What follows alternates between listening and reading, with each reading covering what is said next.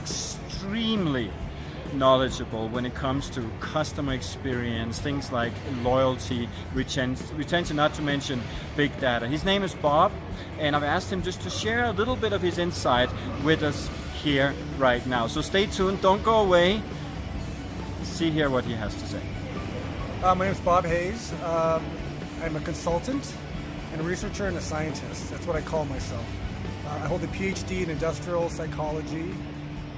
I'm the president of Business Over Broadway and the chief customer officer of TCE Lab.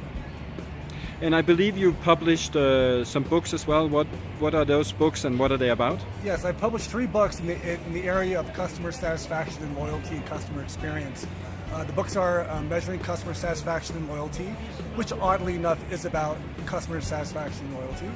The next book is called Beyond the Ultimate Question, and that addresses the need to think about customer loyalty more broadly and think about your program holistically, not just thinking about the metric, but how do you institute metrics, how do you institute strategy, governance, business processes around your customer experience.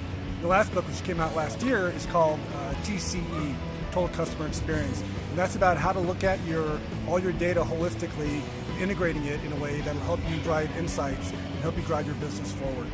Oh, very, very important topic, very interesting. So let's say a client or potential client approaches you and with an objective to improve the customer experience, and as a result of that get a certain result, whether that be increased revenue, retention, whatever. What's your typical approach? What's important when you interact with clients? Well, it's a good question. My first tack is to see what kinds of data they have currently available. Typically clients come to me, they've already established their program, they've done surveys, both relationship surveys and transaction surveys. So I ask them if I could look at their data to make sense of it. And oftentimes I find that their surveys are much too long, they don't ask the right questions. So that I can tell my clients, here's my approach of how I think customers should be surveyed, and try to reason with them with supporting data to show them these are the kind of questions you need to ask. For example, a lot of companies look at the NPS as the ultimate question. For that, I try to explore how they can define customer loyalty more broadly. Rather than just recommending a company to their family and friends, which is important, there are other ways companies can measure customer loyalty. For example, there's like a renewal of contracts, whether or not the customer will buy more or different kinds of products from you, things like that. So I'd like to have them expand their thinking about what defines customer loyalty for their customer base. Very interesting. And how do you think about this whole relating data back to individuals and making data actionable? Oh, I think your company revolves around data. I think anything revolves around data. If you can quantify something and measure it, you can take action on it. And the key is to make sure you quantify the right things and ask the right questions and use that data intelligently, linking that up with other kinds of data, operational data, financial data, and getting some key insights that you didn't have before by looking at just one data silo. Excellent. So you believe it's important to first and foremost to make data actionable? Oh, definitely. I think people underestimate the importance of data and the measurement of certain constructs in their business.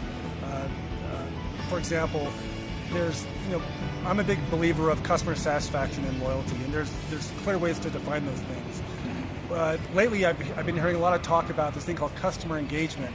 But if you dive deeper into what they're talking about, all they're doing is relabeling customer loyalty as customer engagement. So they're not measuring anything new at all. So let's stop with the jargon and look at what we're measuring. And there's a ton of research in the past that we can bring to bear on their problem around customer sat and loyalty. Very, very well said. So just the last question. I read somewhere that when surveys are done and marketers, CMOs are asked what they're going to focus on in the coming year in terms of spend. A lot say that they will focus more on retention, but when you analyze a year later what they've actually spent money on, the vast bulk of the spend was on acquisition. Is that a problem that you experience, that on one hand people say they want to focus more on building loyalty, retention and so on, but in reality they don't? I think that's true, and I think the problem there is that they're not looking at the data.